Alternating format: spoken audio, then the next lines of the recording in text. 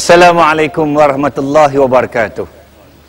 Muslimin, muslimat, saudara penonton yang dirahmati Allah, alhamdulillah kita bersyukur kepada Allah Subhanahu wa taala kerana dengan izinnya kita bertemu sekali lagi dan bicara wara terbaik Forum Perdana Ehwal Islam. Pada kali ini forum kita diadakan di Padang Kawat, Pusat Latihan Asas Darat ataupun Pusasda, Port Dickson, Bandar Tentera Darat, sempena dengan Hari Tentera Darat.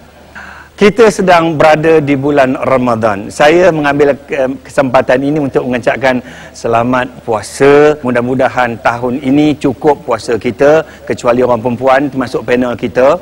Ya, dan orang lelaki sepatutnya cukup, jangan ada yang tertinggal kecuali dia uzur dan sebagainya. Baik, forum kita pada kali ini dianjurkan oleh Bank Muamalat dan Tentera Darat dengan kerjasama JAKIM dan RTM. Kita akan mulakan terbaik Forum Perdana Ehwal Islam pada kali ini atas tajuk Nur Al-Quran, sempena dengan Nuzul Quran, ataupun kita ringkaskan Cahaya Al-Quran dalam bahasa Melayunya. Bersama dengan dua ahli panel. Yang panel pertama ni biasalah tuan rumah. Saya kenalkan Lieutenant Colonel Muhammad Azmi Wahab, Pegawai Staf 1 Agama, Markas Tentera Darat. Assalamualaikum Colonel. Waalaikumsalam warahmatullahi wabarakatuh. Baik Colonel ya. Alhamdulillah. InsyaAllah cukup puasa tahun ni Colonel ya. InsyaAllah. Baik. Yang di hujung sana saya bimbang sedikit. Yang bahagia Dr. Nik Salida Suhaila Nik Soleh daripada Universiti Sains Islam Malaysia. Assalamualaikum Doktor. Waalaikumsalam warahmatullahi. Mudah. Kenapa bimbang pengerusi? Takut tak cukup puasanya.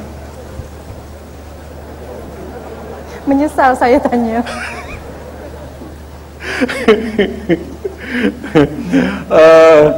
Saja mengusik Doktor, jangan marah Doktor ya. Biasalah, bukan kendak kita Doktor ya. Baik. Kita mulakan bicara wara kita atas tajuk Cahaya Al-Quran. Kalau boleh Colonel Azmi, kita mulakan bila kita sebut Nur Al-Quran, kenapa disebut sebagai Nur? Di mana datang Nur itu? Colonel, silakan. Okay. Terima kasih Saudara Moderator. Assalamualaikum warahmatullahi wabarakatuh. Alhamdulillahilladzi anzala ala 'abdihi al-kitab wa lam yaj'al lahu 'iwaja. Wa nusalli wa nusallim ala sayyidina Muhammad wa ala alihi wa ashabi ajma'in. Tuan-tuan, puan-puan, hadirin hadirat yang dirahmati Allah sekalian.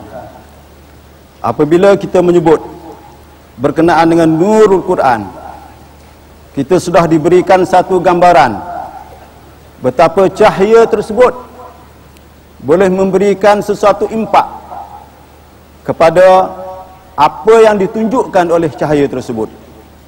Lantaran itulah bila kita menyebut berkenaan dengan nuzul Quran, penurunan Al-Quran, secara langsung ia telah menggambarkan tentang kebesaran bulan Ramadan yang sedang kita lalui sekarang ini.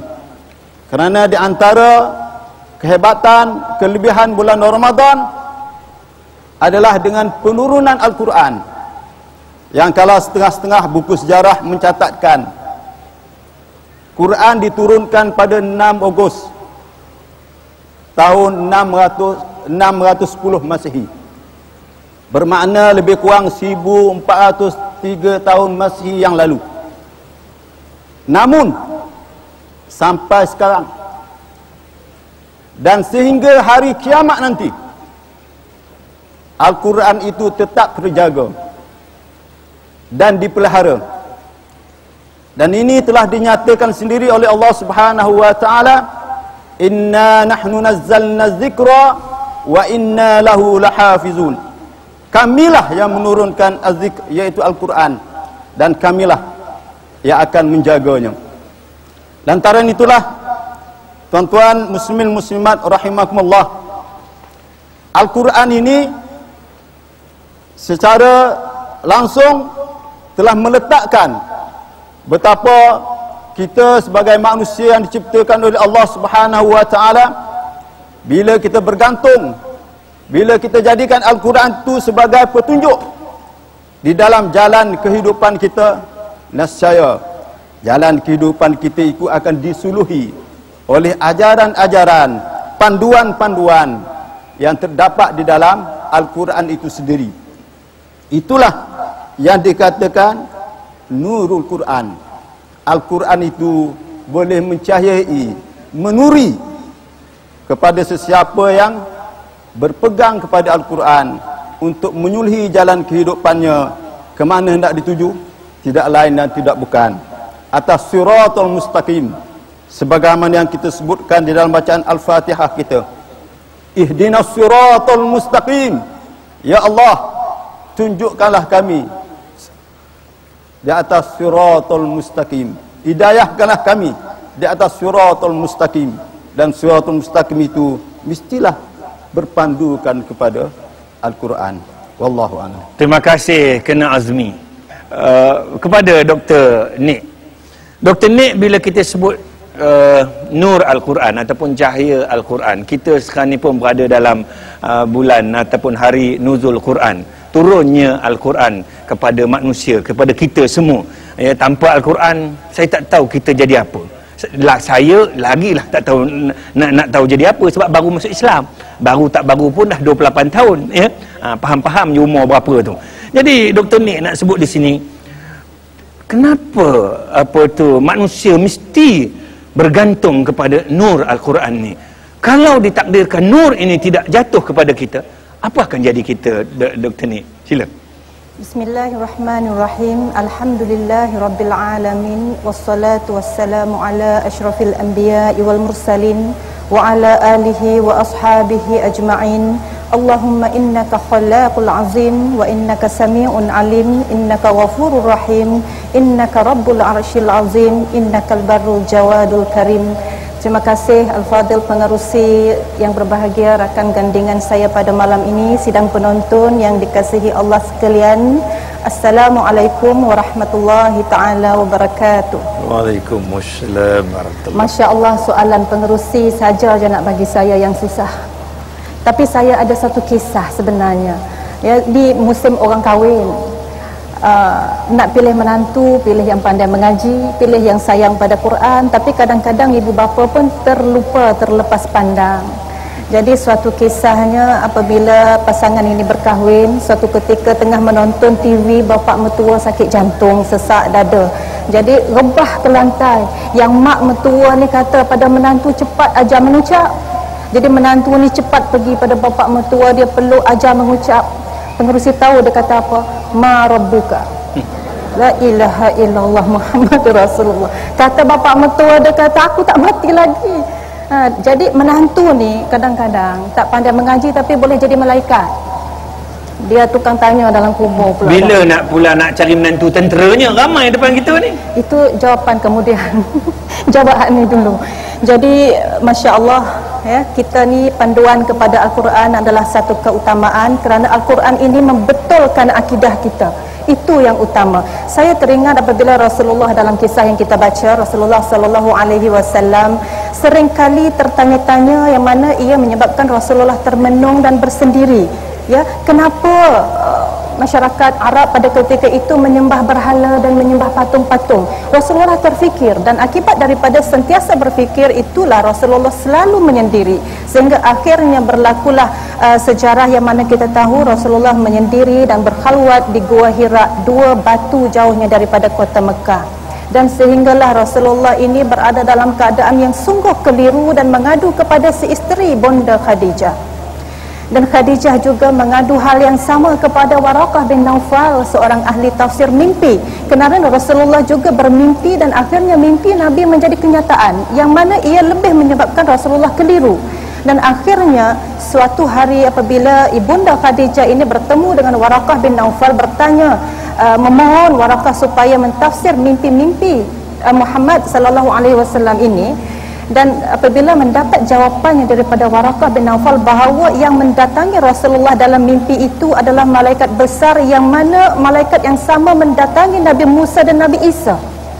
Jadi Khadijah pada ketika itu amat terkejut dan Warakah mengatakan bahawa pesan pada suamimu bahawa beliau harus bersedia, bertabah hati dan juga setia kepada Tuhannya.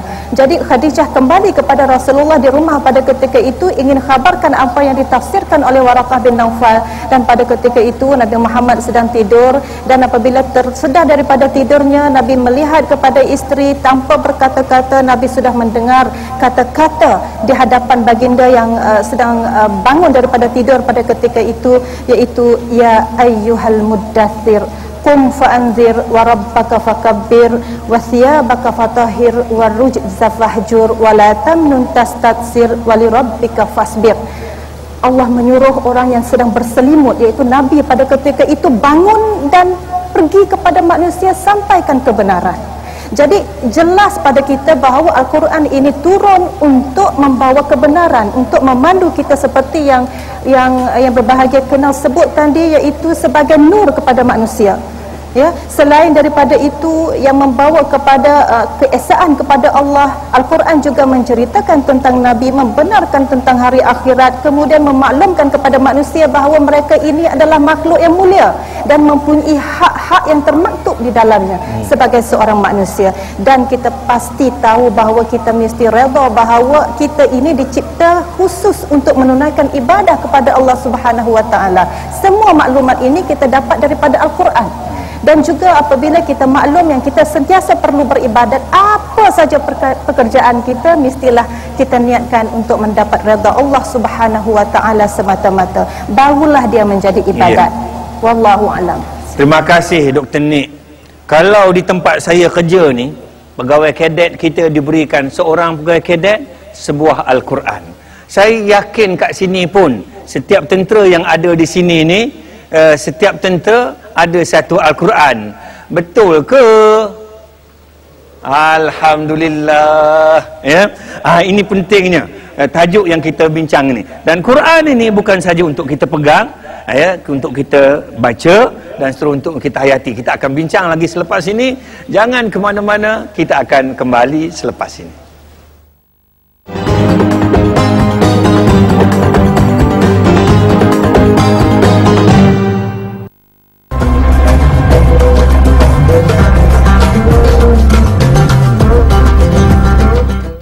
Semakin ramai pakar pergigian telah bertukar untuk mengesyorkan ubat gigi Colgate Sensitive Pro Relief. Ia memberikan kelegaan segera dan pelindungan berpanjangan. Saya dah lihat kesannya, memang bagus sekali. Saya syorkan Colgate Sensitive Pro Relief kerana ia menangani punca gigi sensitif dengan menutupi saluran-saluran terbuka yang menghala kebahagiaan tengah gigi. Ia memberikan perlindungan lebih baik. Saya sudah melihat kesannya. Colgate Sensitive Pro Relief, kelegaan segera dan perlindungan berpanjangan. Colgate, jenama nombor 1 disyorkan oleh doktor-doktor pergigian.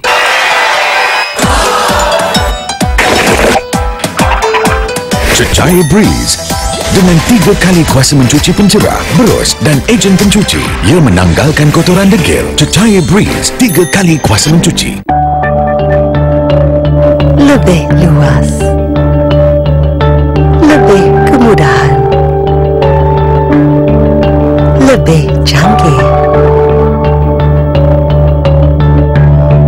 lebih selesa, lebih senyuman.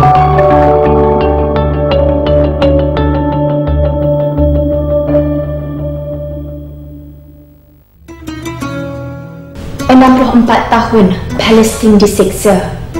2.24 juta rakyatnya hidup di bawah paras kemiskinan. 50% hanya makan sekali sehari. Anak kecil dan wanita dibunuh tanpa peri kemanusiaan. Kita di sini bergembira. Palestin perlukan bantuan anda. Ayuh bersama aman Palestin. Semulia-mulia sedekah ialah pada bulan Ramadan.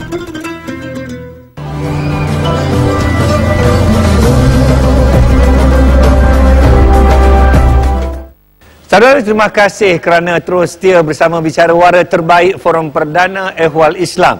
Kita sedang membincangkan tajuk Nur Al-Quran, forum perdana yang dianjurkan, ditaja oleh Bank Muamalat dan Tentera Darat dengan kerjasama JAKIM dan RTM.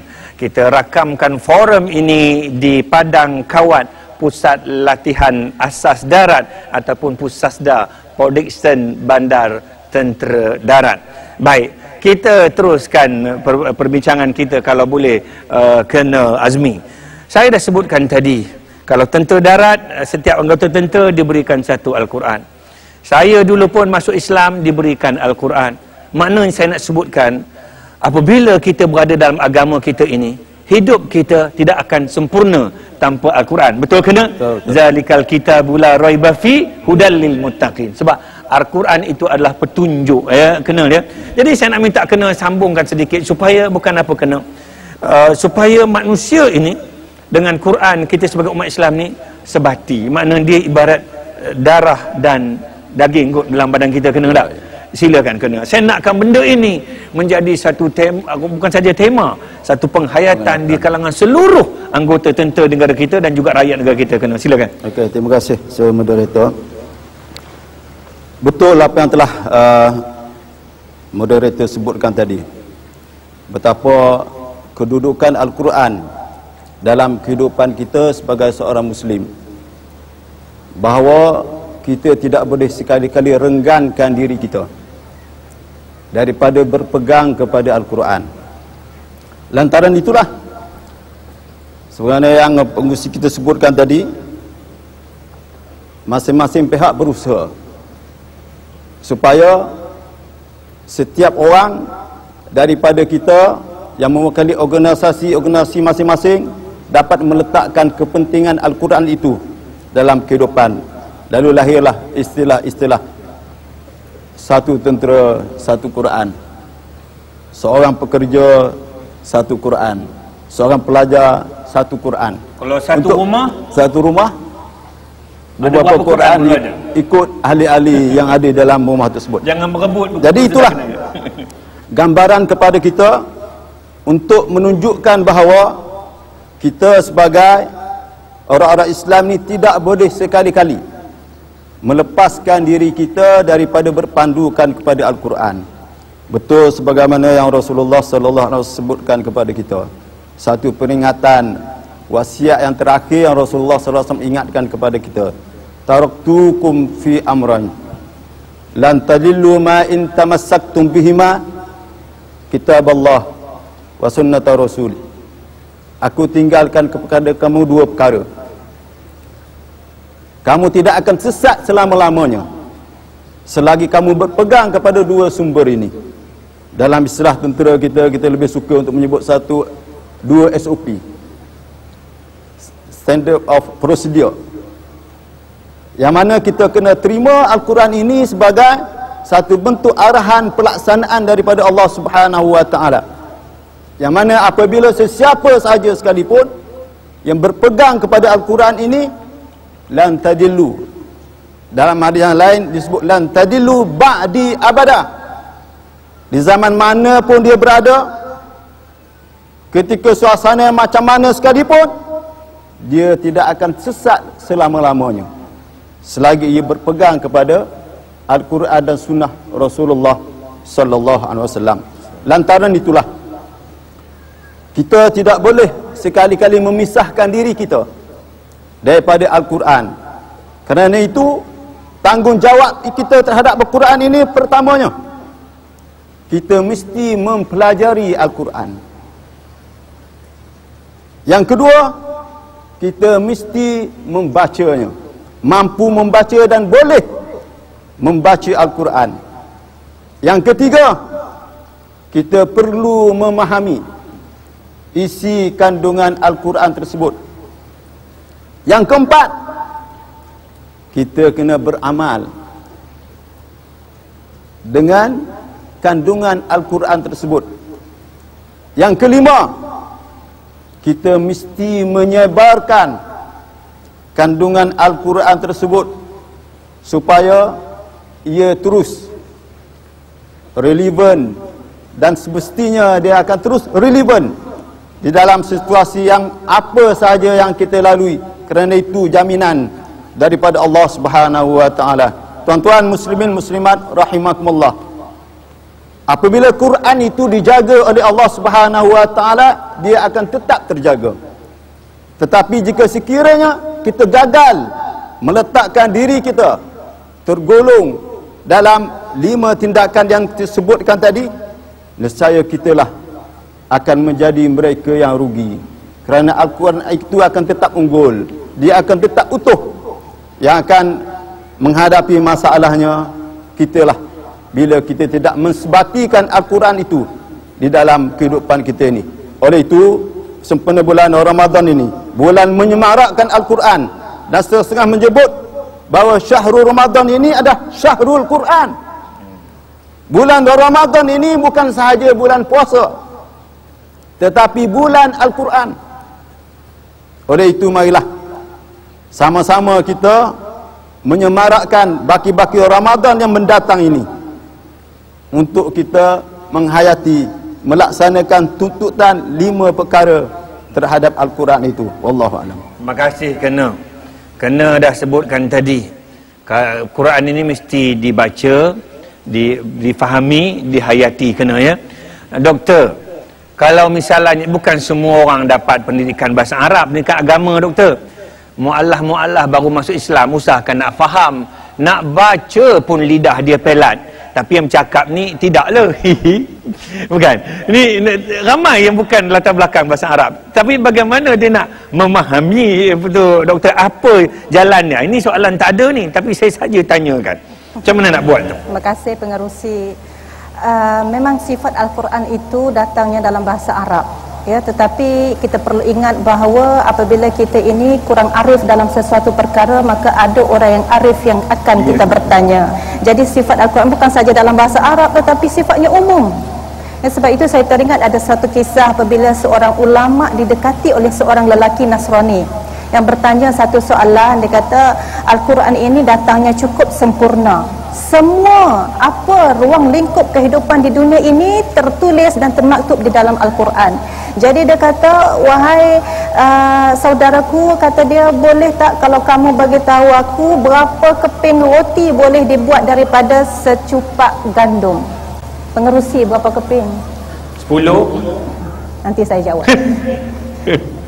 Ulama ni kata tak apa, besok saya jawab. Saya bagi jawapannya besok. Jadi keesokan harinya bertemulah dua orang ini, seorang ulama, seorang lelaki Nasrani. Jadi lelaki Nasrani ini tanya, wahai saudaraku, dah adakah jawapannya? Kata dia, ada jawapannya, iaitu 20 keping roti. Tambah 10 lagi pengerusi. Jadi lelaki Nasrani ini bertanya, mana kamu tahu jawapan itu? Dia kata, aku bertanya kepada orang yang membuat roti. Kata lelaki Nasrani ini, kalau sekiranya Al-Quran itu sempurna dan lengkap, kenapa tidak ada di dalam Al-Quran itu menyebut tentang berapa keping roti boleh dibuat daripada secupak gandum?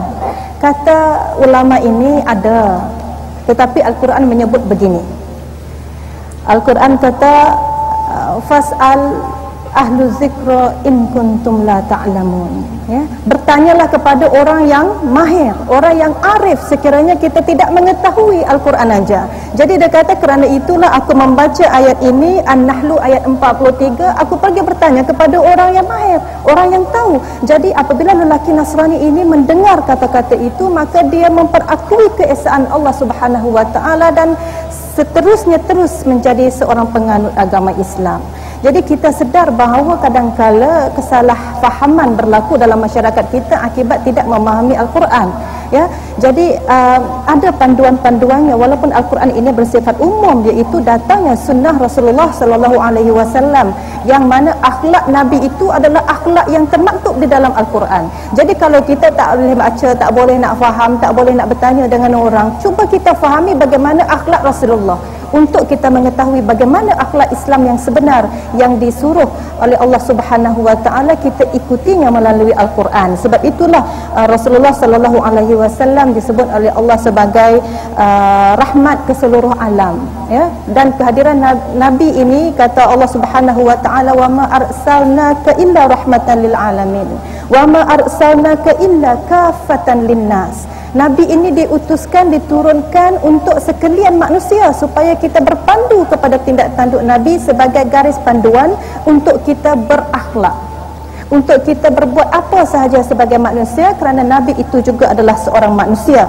Ya, selain daripada itu, dalam konteks negara kita sebagai contoh, ada banyak perkara yang tidak disebut di dalam Al-Quran kerana Al-Quran ini sifatnya umum, dan apabila ia umum, banyak perkara yang berlaku pada hari ini yang tidak disebut di dalam Al-Quran. Jadi sebagai kita orang yang kurang mengetahui, yang kurang arif, apa yang kita perlu tahu ialah kita bertanya kepada yang arif dan maklum. Kita ada para mufti yang mengetahui hukum, jadi kita mengikut sahaja apa yang sudah mereka maklum dan sampaikan kepada kita. Jadi sebab itulah sebagai umat Islam kita kena peka juga tentang hukum-hukum baru yang baru saja diputuskan supaya kita tidak ketinggalan. Wallahu a'lam. Terima kasih Dr. Nik. Maknanya bila kita sebut Quran ni, dia bukan saja untuk dikaji oleh ustaz-ustaz, betul kena ya, tetapi untuk semua, tentera, isteri tentera, pensyarah, orang awam, tak kira lah. Makna Quran ini untuk manusia, tak kira apa juga latar belakangnya. Saudara, jangan ke mana-mana, kita akan kembali selepas ini. Teruskan setia bersama Bicara Wara Terbaik Forum Perdana Ehwal Islam.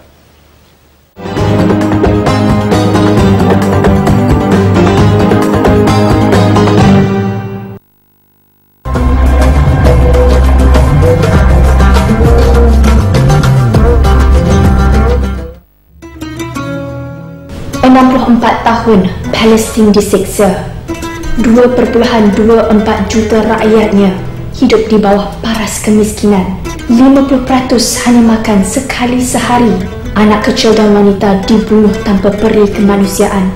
Kita di sini bergembira. Palestin perlukan bantuan anda.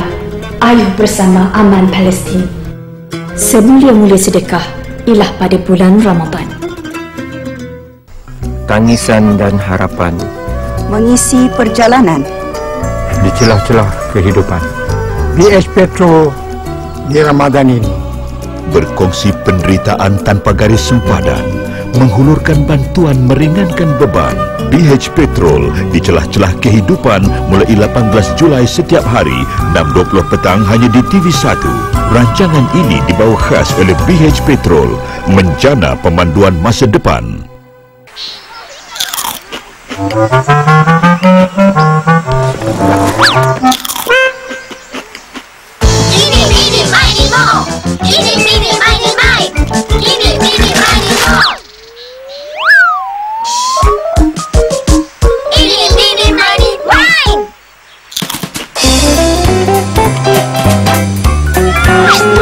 Jaga rangup habis. Kita akan berinteraksi kepada Facebook dan juga caller. Baik, kita ada panggilan dulu. Silakan. Tolong Ustaz uraikan dengan saya yang sebenar-benarnya tentang bab agama Islam ini. Saya tak berhenti sangat. Quran ini kita dengar pun kita dah dapat pahala dah. Pernikahan berlaku tetapi mengandungnya dahulu. Ini satu isu yang biasa dalam masyarakat.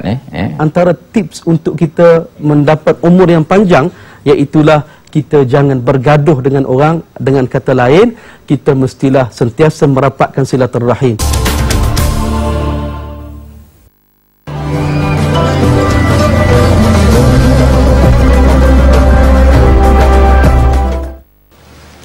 Alhamdulillah saudara, kita masih lagi bersama Bicara Wara Terbaik Forum Perdana Ehwal Islam daripada Padang Kawat Pusat Latihan Asas Darat Pusasda Port Dickson Bandar Tentera Darat.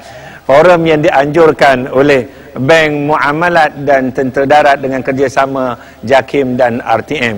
Terima kasih Bank Muamalat, terima kasih Tentera Darat. Baik, kita bincangkan tajuk tentang cahaya Al-Quran. Saya dah sebutkan tadi, manusia umat Islam dia tak boleh hidup tanpa nur ataupun cahaya Al-Quran. Dia nak, suka ataupun tidak, dia mesti belajar, dia mesti kaji, dia mesti menghayati. Baru dia akan rasa nikmat iman dan Islam. Kalau boleh, tadi kita dah dengar dah pena-pena kita bercakap. Sekarang ni saya nak tengok pula. Saya berada di depan ribuan anggota Tentera Darat bersama isterinya dan anak-anak. Tadi saya tengok pegawai tentera, anak-anak didokongnya. Baguslah begitu, bantu isteri kita yang dah letih beranak tu. Ya, baik. Saya tengok ada penonton yang ingin bertanya soalan. Saya persilakan. Mana dia? Ya, sila. Assalamualaikum warahmatullahi wabarakatuh. Waalaikumsalam warahmatullahi wabarakatuh. Nama siapa? Saya Muhammad Ali Hanafiah bin Hassan. Saya ingin bertanyakan satu soalan. Ya. Sejak mutakhir ini, kita perhatikanlah, banyakkan orang Islam kita ramai yang menjauhkan diri dari Al-Quran. Ya. Mereka menjadikan Al-Quran sebagai perhiasan di rumah saja.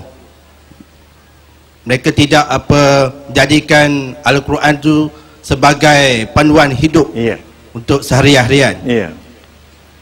Mengapa perkara ini berlaku sejak mutakhir ini? Ya. Staf Sarjan Ali. Ya, Prof.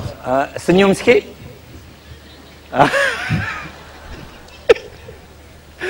Terima kasih, Staf Sarjan. Terima kasih, Prof. Baik, terima kasih. Tentera dia kena hantar pada tentera. Baik, Tuan Awam tengok macam mana lepas ni. Silakan. Okey, terima kasih Staf Sarjan yang bertanya. Minta penjelasan berkenaan kenapa berlaku pengabaian setengah daripada kita terhadap Al-Quran. Ada beberapa faktor yang menyebabkan perkara ini berlaku. Pertamanya, tanggapan terhadap Al-Quran itu sendiri. Kegagalan seseorang itu untuk meletakkan di mana sepatutnya Al-Quran itu. Dan apa fungsi Al-Quran dalam kehidupan kita, lebih-lebih lagi dalam kedudukan kita sebagai seorang Muslim. Apabila perkara ini tidak berapa jelas, akan berlakulah apa yang telah ditanya oleh penyoal kita tadi, pengabaian terhadap Al-Quran. Yang keduanya, pengabaian kemungkinannya berlaku apabila seseorang itu tergolong di dalam mereka yang gagal meletakkan diri dia di dalam 5 fungsi yang telah saya sebutkan sebelum ini. Terutamanya, dia tergolong dalam golongan mereka yang tidak boleh membaca Al-Quran. Kebiasaannya, tuan-tuan muslimin muslimat rahimakumullah, apabila seseorang itu tidak mampu, tidak berkeupayaan, tidak berkebolehan untuk membaca Al-Quran, disitulah tapak permulaan untuk mereka sedikit demi sedikit menjauhkan diri daripada Al-Quran dan akhirnya meletakkan Al-Quran itu di belakang, tidak memperdulikan tentang tuntutan-tuntutan Al-Quran tersebut. Yang ketiganya, tuan-tuan muslimin muslimat rahimakumullah, kemungkinan juga mereka yang mengabaikan Al-Quran dalam kehidupan ini kerana merasakan bahawa Al-Quran ini tidak boleh mendatangkan apa-apa faedah di dalam kehidupannya. Nothing daripada Al-Quran ini. Apabila ini menjadi pegangannya,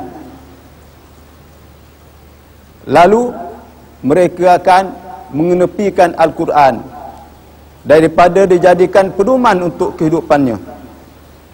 Dan apabila ini berlaku dalam kehidupan seseorang, nescaya akhirnya dia telah menempuh jalan kehidupannya tergolong dalam mereka yang minal khasirin, mereka yang rugi dalam kehidupannya kerana telah mengenepikan Al-Quran yang merupakan petunjuk yang telah dinyatakan oleh Allah Subhanahu wa taala untuk menyuluhi jalan kehidupannya menuju mardatillah.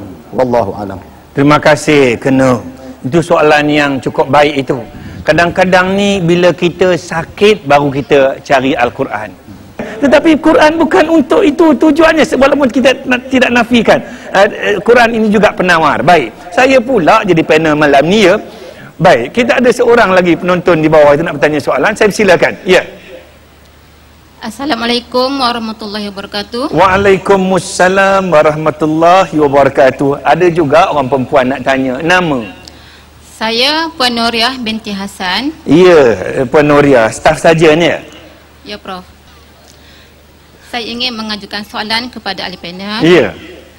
Saya sebagai seorang ibu selalu menyarankan kepada anak-anak saya supaya banyak membaca Al-Quran di bulan Ramadan untuk mendapat banyak pahala. Tiba sahaja bulan Ramadan baru kita nak baca Al-Quran. Tetapi pada bulan-bulan lain kita kurang membaca. Persoalannya, kenapa membaca Al-Quran ini seolah-olah bermusim. Baik, terima kasih Puan Nuria. Hei, dua orang tentera tanya soalan ni, gayanya sama je kena.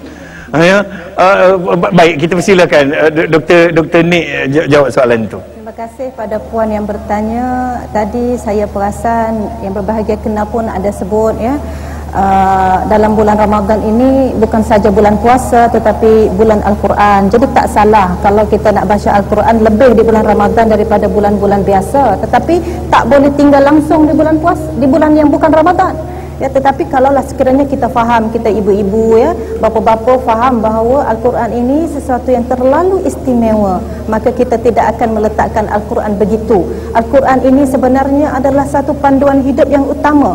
Anak-anak kita selagi tidak khatam Al-Quran, selagi tidak faham Al-Quran, tidak menghayati Al-Quran, kita mesti akan rasa ralat kalau dia faham ilmu-ilmu yang lain tetapi ilmu Al-Quran itu dia tidak dalami.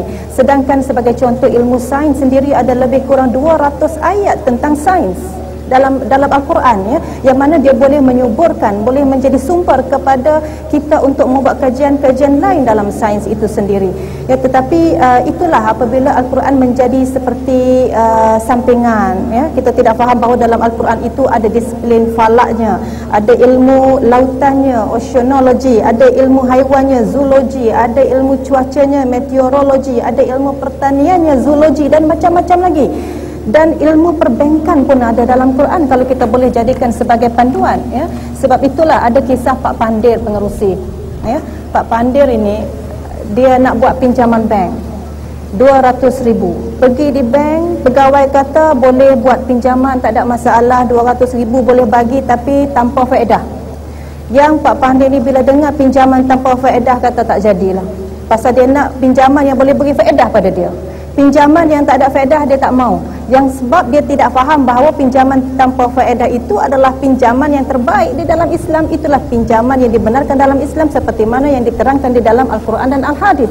Jadi di sini apabila kita tidak memahami Al-Quran, kita tidak akan memahami hal-hal yang lain. Jadi sebagai ibu kita bagi tahu pada anak-anak kita Al-Quran ini istimewa. Apabila wahyu pertama diturunkan dahulu pun ya, pada ketika itu masyarakat Arab ini sangat mengagung-agungkan karya-karya yang bahasanya indah-indah, al-bayannya, balaghahnya, fasahahnya tinggi. Jadi apabila wahyu itu diturunkan, mereka cuba membandingkan keupayaan mereka dan, untuk berbahasa dengan bahasa yang indah-indah berbanding dengan apa yang disebut oleh Rasulullah sebagai wahyu, sehingga Rasulullah pernah mencabar mereka supaya datangkan sesuatu yang sama dengan Al-Quran dan mereka bersetuju untuk datangkan tetapi mereka tidak mampu. Disebabkan kerana ijazul Quran itu sendiri, iaitu kemampuan Al-Quran untuk melemahkan hujah-hujah manusia. Ya, jadi sekiranya kita faham bahawa Al-Quran itu begitu sekali istimewanya sehingga Allah kata sekiranya dihimpunkan seluruh manusia dan jin yang ada di dunia ini pun mereka tidak akan mampu untuk menghasilkan Al-Quran seperti mana Al-Quran. Wallahu a'lam. Terima kasih Dr. Nik. Sambil Dr. Nik bercakap tadi saya seronok aja dapat angin daripada pantai Port Dickson ini. Ini seronoknya berforum di padang kawat Pusasda ni. Dia dekat dengan pantai. Bincang pula tu tentang Nur Al-Quran. Mudah-mudahan semua yang hadir pada malam ini mendapat cahaya ataupun Nur Al-Quran ni sebenarnya dengan bulan puasa yang mulia ni. Saudara jangan ke mana-mana, teruskan bersama bicara wara terbaik Forum Perdana Ehwal Islam selepas ini. Jangan ke mana-mana.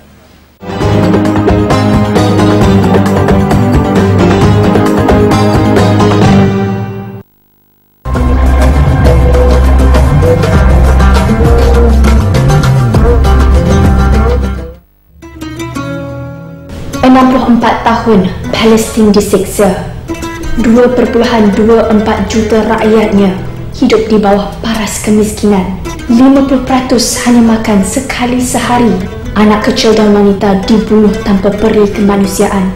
Kita di sini bergembira, Palestin perlukan bantuan anda. Ayuh bersama aman Palestin. Semulia-mulia sedekah ialah pada bulan Ramadan. Syiar Islam melalui pengajian pondok moden, pendidikan prasekolah, fardu ain peringkat sekolah rendah, dakwah masyarakat dan khatam Al-Quran menjadi tunjang kewujudan masyarakat yang berakhlak mulia, progresif dan berdaya saing. Yayasan Islam Terengganu, penggerak perkembangan Islam meliputi pelbagai peringkat lapisan masyarakat di Terengganu Darul Iman. Inilah rumah yang aku basuai tu. Apa dah jadi ni? Bila nak siap ni? Duit aku dah bayar tau tak? Itulah. Lain kali ambil kontraktor yang berdaftar dengan CIDB. Mereka ni boleh laksanakan kerja-kerja pembinaan. Kalau rumah tak siap, kita boleh adukan pada CIDB dan CIDB boleh ambil tindakan. Habis. Aku rasa kontraktor kau dah lari ni. Nombor yang anda dial. Pastikan kerja-kerja pembinaan dilaksanakan oleh kontraktor yang berdaftar dengan CIDB. Inovasi penyampaian dan penghayatan. Mujizat agung warisan Rasulullah tercinta dizahirkan ke kaca TV anda. Sentuhan kreatif ke arah pembentukan masyarakat Islam celik Al-Quran. Ini dia tidak ada tanda wakaf di situ. Cuba-cubalah buat dia bunyi gemuk. Mujizat jahil. Ilmiah dan interaktif dalam Tilawah Interaktif setiap Jumaat 3:05 minit petang di TV1.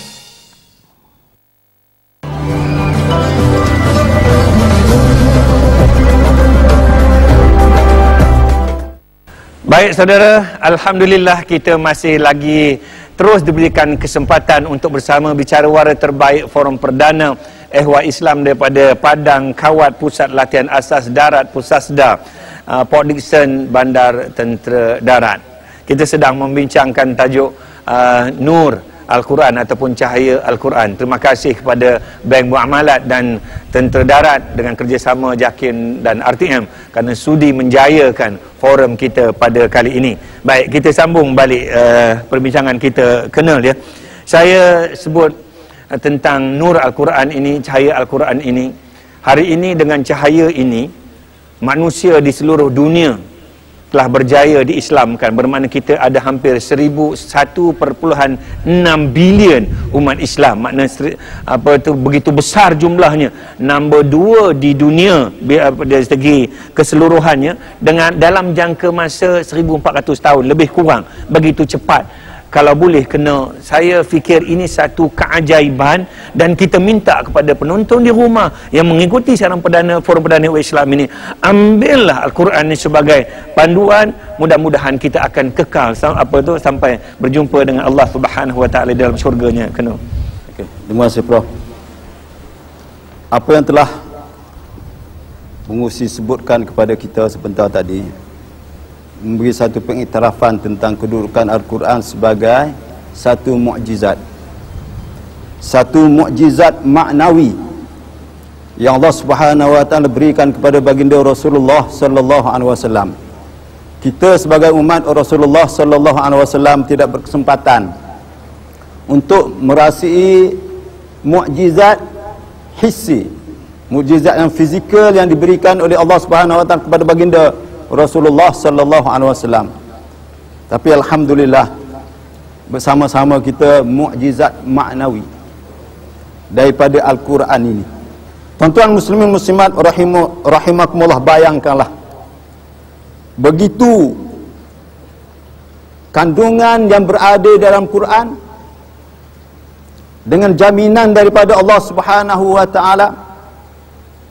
Dia bukan menjadi sesuatu yang mengejutkan kita apabila mereka yang mengkaji Al-Quran ini dengan penuh disiplin ilmu, dengan penuh kejujuran, akhirnya dia akan menerima kebenaran Al-Quran dan bersyahadah la ilaha illallah Muhammadur Rasulullah dengan mukjizat yang terdapat di dalam Al-Quran tersebut. Contoh yang boleh kita rasai, tuan-tuan muslimin muslimat rahimakumullah, kita tentunya semenjak daripada kita boleh membaca Quran, contohnya kita membaca sesimpel Qul huwallahu ahad, Allahus samad, lam yalid wa lam yulad wa lam yakul lahu kufuwan ahad.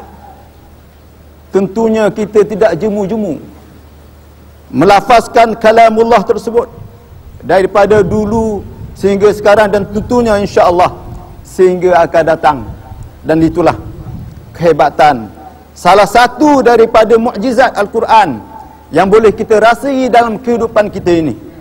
sebagai penawar rohani kita, pengubat masalah-masalah dalaman kita. Sebab itu Allah Subhanahu wa taala sebutkan kepada kita, ala bizikrillah tatma'innul qulub. Bukankah dengan mengingati Allah, salah satunya dengan membaca ayat-ayat Allah ini, boleh menenangkan hati kita. Itulah salah satu kehebatan yang terdapat dalam Al-Quran. Oleh itu, sama-sama kita mendapatkan mukjizat ini dalam kehidupan kita, terutamanya di bulan Ramadan Al-Mubarak ini. Wallahu a'lam. Terima kasih kerana begitu besarnya fadilat Al-Quran ini. Kalau boleh doktor ya, kita naklah selepas ini penonton kita yang ada di padang kawat ini, yang ada di rumah selepas ini, jadikanlah Quran itu sebagai rujukan, panduan hidup. Dan saya cukup bimbang sekiranya ada di kalangan kita yang khianat dengan Al-Quran ini, Dr. Ni ya. Saya kira amaran pada Allah Subhanahu wa taala, ingatan pada Allah Subhanahu wa taala kepada kita ini ya, jangan sampai kita khianat dengan Al-Quran, jangan sampai kita hidup ini tanpa panduan daripada cahaya ataupun nur Al-Quran. Doktor, silakan. Terima kasih pengerusi. Begitulah apabila kita tidak menghargai Al-Quran, disebabkan kita tidak merasai kepentingan Al-Quran itu, kita tidak meletakkan Al-Quran sebagai satu keutamaan dalam kehidupan kita. Kalau kita lihat hari ini, ibu-ibu, isteri-isteri, bapa-bapa, suami-suami, maknanya dengan pasangan ataupun dengan anak-anak sekarang, bukan saja kita mewiridkan Al-Quran setiap hari di rumah, tetapi kita mewiridkan Facebook.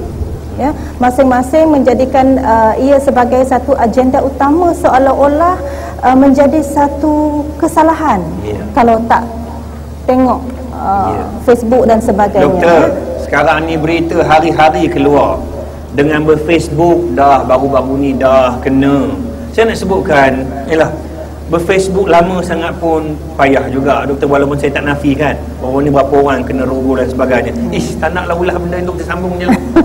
Cuma pengerusi, kita perlu melihat, kita nak apply method yang sama. Kalau sekiranya Facebook itu boleh menjadi satu kiblat kepada keluarga hari ini, mengapa kita tidak menggunakan cara yang sama untuk menjadikan Al-Quran itu tempatnya sama seperti Facebook? Ya, kalaulah sekiranya kita tahu caranya yang betul, macam mana untuk kita jatuh cinta dengan Al-Quran, ya. Jangan sekadar kita, kalau kita seorang ibu, kita kata anak kita baca Quran, habis khatam Quran, ulang lagi, habis lagi, ulang lagi sampai 3 kali, tak apa dah, tak baca pun tak apa. Tapi bila yang kita nak anak kita faham Al-Quran? Yang kita duk ajar selama ini supaya anak kita pandai baca, tetapi kita tidak mengajar supaya anak kita pandai faham. Ya, sebab apa saya cerita pasal anak? Sebab anak ini juga akan jadi dewasa. Bila dewasa kita tak ajar dah, yang kita ajar ini anak-anak. Ya, jadi mungkin itu satu cara yang mudah, ya, saya kira. Ya, kalau kita melihat Facebook itu dalam perspektif yang positif, kita nampak bahawasanya okey, ada sesuatu yang mungkin kita boleh gunakan cara yang sama untuk mendekatkan diri dengan Al-Quran. Jadikan setiap kisah dalam Al-Quran itu sebagai satu keseronokan untuk dibaca. Ya, kalau kita baca novel, kita tak sabar nak baca sampai habis, sanggup tak makan, sanggup tak mandi. Ya, jadi nak baca Al-Quran daripada satu kisah ke satu kisah itu sebenarnya satu keseronokan kepada anak-anak lebih-lebih lagi, tetapi dia tidak merasakan satu keseronokan kerana Al-Quran itu sekadar dibaca tetapi tidak difahami. Terima kasih doktor. Yang last kena sikit je kena. Kalau bolehlah, hari ni dunia sekarang ni semua orang ada smartphone. Betul doktor ya? Betul kena ya? Kalau boleh mula-mula beli tu yang di-downloadkan itu adalah 30 juz ayat-ayat Al-Quran.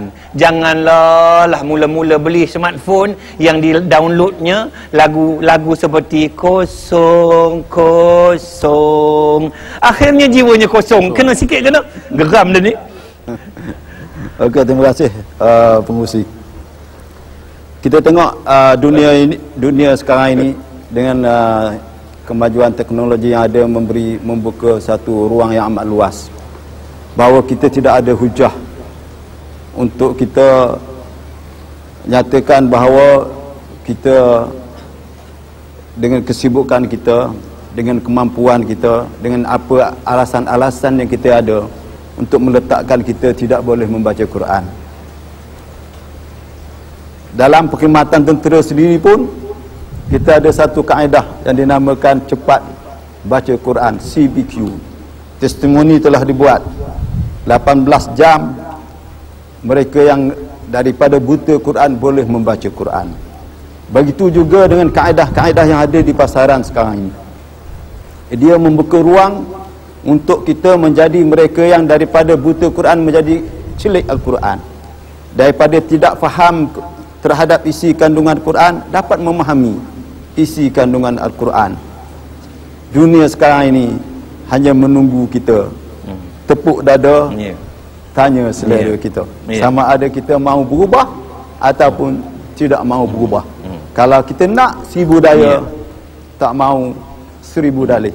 Tapi ingat, akhirnya kita akan kembali bertemu dengan Allah.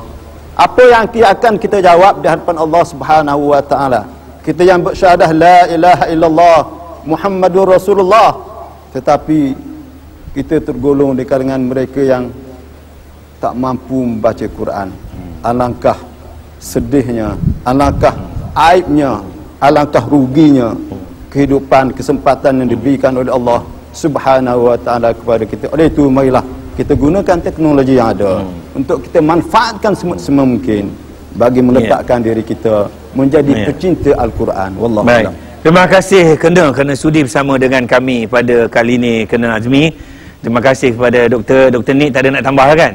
Terima kasih Doktor kerana sudi bersama kami membincangkan tajuk Nur Al-Quran ini. Saya amat mengharapkan, sebelum saya mengakhiri forum ini, hari ini nak dapatkan cahaya Al-Quran. Kalau dulu kita kena bawa Quran dan sebagainya, hari ini dengan kecanggihan dunia hari ini, kita masuk dalam handphone, kita boleh baca Quran, kita boleh lihat terjemahan Al-Quran. Pokoknya hari ini nak dapatkan nur Al-Quran, nak ataupun tidak. Kalau nak, kita lakukan, bersungguh-sungguh lakukan bermula pada sekarang sebelum terlambat. Terima kasih semua. Terima kasih sekali lagi kepada Bank Muamalat kerana sudi menganjurkan forum ini bersama dengan Tentera Darat dengan kerjasama JAKIM dan RTM. Terima kasih kepada semua anggota tentera yang hadir di Padang Kawat Pusasda Production Bandar Tentera Darat pada malam ini, dan juga penonton di rumah kerana sudi bersama kami sehingga ke akhir rancangan. Saya bagi pihak warga kerja Forum Perdana Ehwal Islam, terutama penerbitnya, mengucapkan terima kasih. InsyaAllah kita jumpa lagi, dan sekali lagi selamat berpuasa. Mudah-mudahan puasa kita tahun ini diterima oleh Allah Subhanahu wa taala. Assalamualaikum warahmatullahi wabarakatuh.